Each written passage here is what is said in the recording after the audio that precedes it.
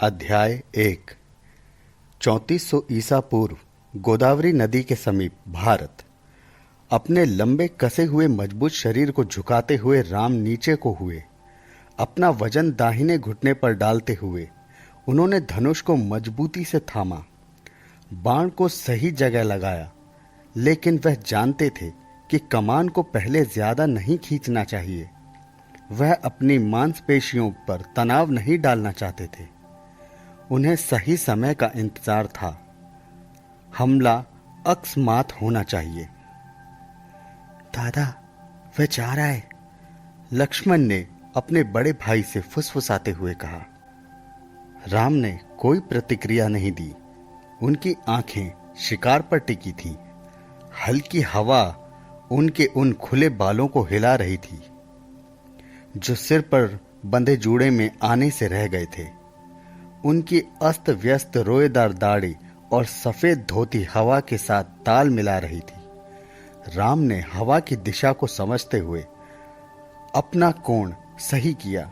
उन्होंने शांति से अपना सफेद अंग वस्त्र अलग किया, जिससे उनके सांवले धड़ पर युद्ध के विजय निशान दिखने लगे।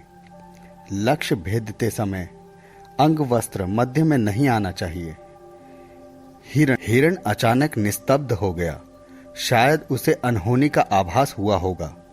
असहजता से पैर घसीटते हुए उसके हाँफने की आवाज राम सुन सकते थे।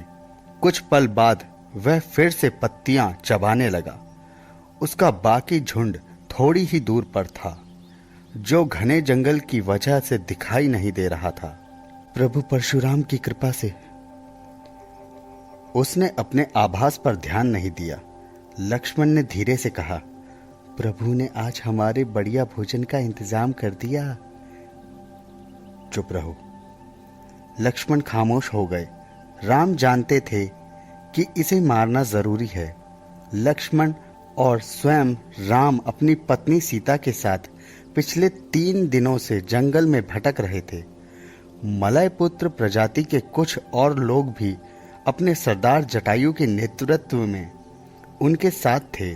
जटायु ने ही किसी अनहोनी की आशंका से उन्हें उनका पिछला स्थान छोड़ने पर मजबूर किया था। शूर्पणखा और विभीषण से हुई चिंताजनक मुलाकात का तो कुछ परिणाम आना ही था। आखिरकार वे लंका के राक्षस राजा रावण के सहोदर थे। रावण निश्चित रूप से उस अपमान का बदला लेगा। लंका का शाही खून यूं व्यर्थ नहीं जाएगा। दंडकारण्य के पूर्व से होते हुए घने दंडक वन में वे गोदावरी के साथ साथ सफर कर रहे थे। उन्हें यकीन था कि सहजता से उनके स्थान की पहचान करना संभव नहीं होगा। नदी से ज्यादा दूर रहने का मतलब होता कि वे शिकार का मौका गवा देते। रघु के वंशज, रघुकुल के दीपक, अयोध्या के राजकुमार राम और लक्ष्मण क्षत्रिय थे। वे कंदमूल खाकर ज्यादा दिनों तक गुजारा नहीं कर सकते थे। हिरण स्थिर था, कोमल पत्तियों को चरने की खुशी में खोया हुआ। राम जानते थे यही वो पल था। बाएं हाथ में पकड़े हुए धनुष की कमान को उन्होंने दाहिने हाथ से खींचा, लगभग अपने अधरों तक। कोहनी को ऊंचा उठाया, जमीन से समांतर, ठीक वैसे ही जैसे उनके गुरु महर्षि वशिष्ठ ने उन्हें बताया था। कोहनी कमजोर है, इसे ऊंचा करो। भार को पिछली मांसपेशियों पर डालो, पीठ मजबूत होती है। राम ने कमान को थोड़ा सा और खींचा और फिर तीर छोड़ दिया। भाले की सी तेजी से तीर पत्तों के बीच से होता हुआ हिरण की गर्दन में जा धंसा। वह उसी क्षण खत्म हो गया। फेफड़ों में भरे खून की वजह से वह जरा भी मिमिया ना पाया। मांसल शरीर होने के बावजूद लक्ष्मण पूरी तेजी से उस ओर बढ़ गए। चलते चलते ही उन्होंने अपनी कमर पेटी से कटार निकाल ली।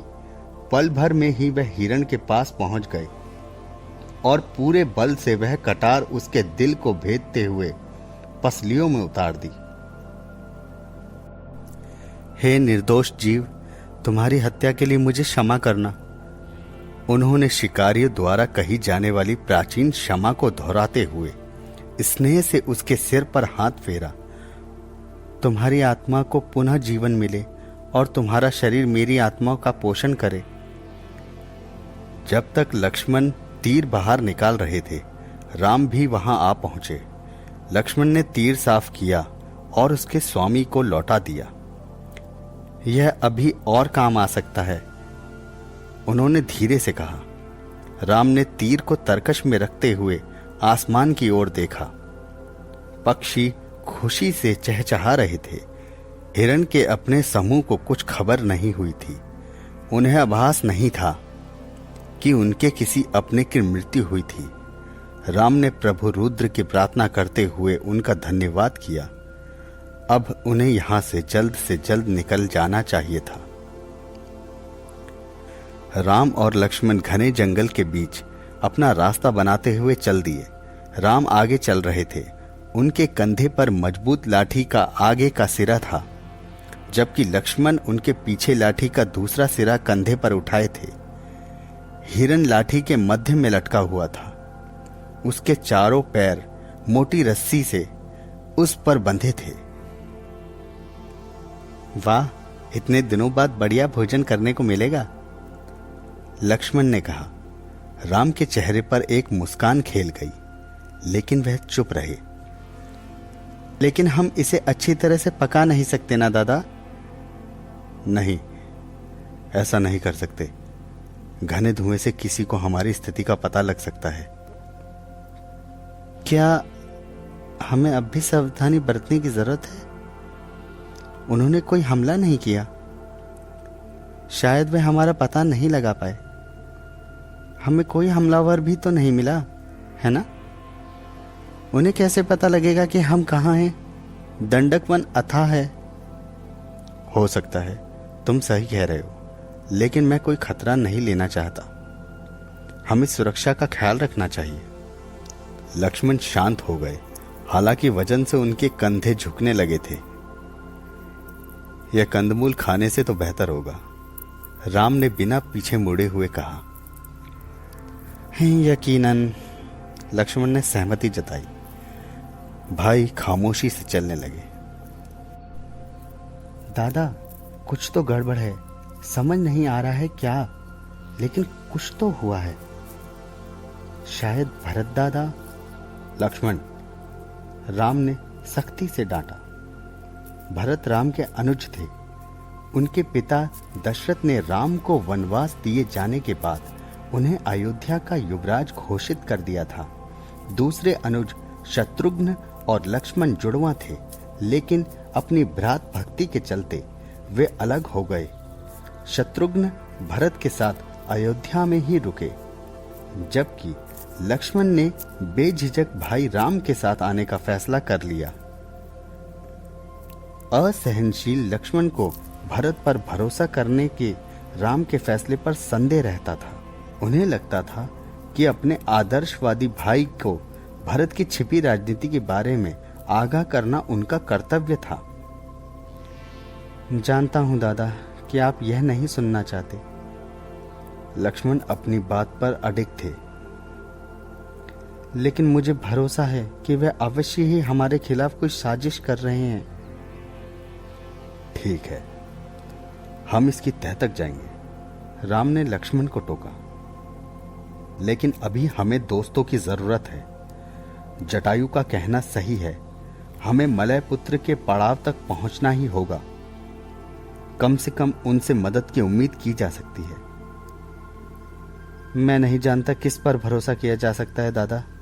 हो सकता है वह गिद्ध, वो जटायु हमारे दुश्मन से मिला हुआ हो। जटायु नागा था, विकृतियों के साथ जन्मी प्रजाति से। राम जटायु पर भरोसा करते थे, इसके बावजूद कि नागाओं को सप्त सिंधु की घृणित और बहिष्कृत प्रजाति माना जाता था। सप्त सिंधु 7 नदियों का प्रदेश, जो नर्मदा नदी के उत्तर में स्थित था।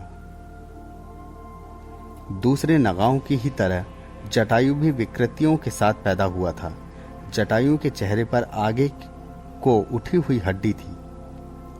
जो उसकी चोंच का आभास देती थी। उसका सिर गंजा था, लेकिन चेहरा घने बालों से घिरा था। यद्यपि वह इंसान ही था, लेकिन देखने में वह गिद्ध जैसा प्रतीत होता था। सीता जटायु पर भरोसा करती हैं, राम ने कहा। यद्यपि यह पहले से स्पष्ट था, मुझे जटायु पर भरोसा है और तुम्हें भी करना चाहिए। लक्ष्मण चुप हो गए और दोनों भाई चलते रहे। लेकिन आपको भरत दादा के बारे में सोचना असंगत क्यों लगता है? राम ने हाथ उठाकर लक्ष्मण को चुप रहने का इशारा किया। सुनो। लक्ष्मण ने कानों पर जोर दिया। उनकी रीढ़ में एक सिरहन सी दौड़ गई। राम ने मुड़कर लक्ष्मण की ओर देखा। उनके चेहरे डर से पतरा गए थे। वे दोनों उसे सुन सकते थे। एक डरी हुई चीख, वह सीता की आवाज थी। दूरी की वजह से आवाज क्षीण थी, लेकिन स्पष्टतः वह सीता की ही आवाज थी। वह अपने पति को बुला रही थी। राम और लक्ष्मण हिरन को छोड़कर अधीरता से आवाज की दिशा में दौड़ पड़े। वे अभी भी अपनी कुटिया से कुछ दूर थे। सीता की आवाज चहचहाते पक्षियों के पार सुनी जा सकती थी। राम, राम। उन्हें अब संघर्ष की आवाज भी सुनाई देने लगी थी, धातु रगड़ने की। राम जंगल में बेतहाशा भागते हुए चिल्लाए, सीता। लक्ष्मण ने लड़ने के लिए तलवार खींच ली। राम, उसे छोड़ दो। राम की आवाज में क्रोध का कंपन था। उनकी गति हवा से भी तेज थी। राम। राम की पकड़ धनुष पर मजबूत हो गई। कुटिया से अब वह महज कुछ पल के फासले पर थे। सीता। सीता की आवाज मध्य में ही रह गई। अनिष्ट की संभावना को नकारते हुए राम उसी गति से दौड़ रहे थे। उनका दिल जोरों से धड़क रहा था। मन में चिंता के बादल घुमड़ रहे थे। उन्होंने पंखों के घूमने की घड़म घड़म आवाज सुनी। इस आवाज को वह अच्छी तरह पहचानते थे। यह रावण के पुष्पक विमान की आवाज थी। नहीं, राम चिल्लाए। उन्होंने भागते हुए धनुष की कमान खींच ली थी। आंसू उनके गालों पर लुढ़क आए।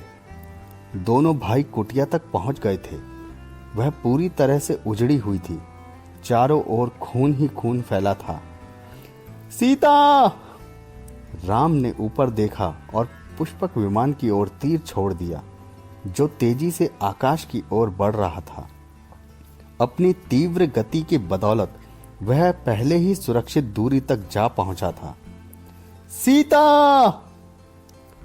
लक्ष्मण ने पागलपन से पूरी कुटिया छान मारी। मरे हुए सैनिकों के शरीर यहां वहां बिखरे हुए थे, लेकिन सीता कहीं नहीं थी। राजकुमार, राजकुमार राम। राम उस दुर्बल आवाज को पहचान गए। वह खून में लिपटे उस नागा के शरीर की तरफ बढ़े। जटायु। बुरी तरह से घायल जटायु कुछ कहने की कोशिश कर रहा था। वह क्या? रावण अपहरण, उनको। क्रोध से तमतमाए राम ने आकाश की तरफ देखा। उन्होंने तड़प कर आवाज लगाई, सीता।